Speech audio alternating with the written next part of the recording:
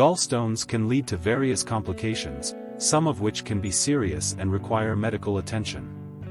Here are some of the potential complications associated with gallstones. Cholecystitis. This is inflammation of the gallbladder, often caused by gallstones blocking the ducts that drain bile from the gallbladder.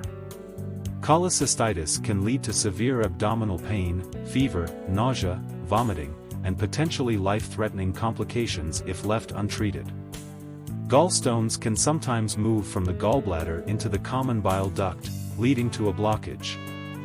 This condition is known as cholecystolithiasis and can cause symptoms such as jaundice, yellowing of the skin and eyes, abdominal pain, fever, and potentially pancreatitis.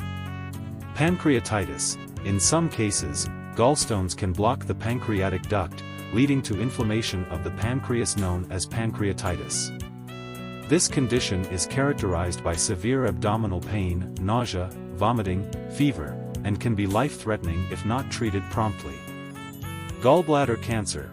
Although rare, long-standing inflammation of the gallbladder, such as that caused by gallstones, can increase the risk of developing gallbladder cancer.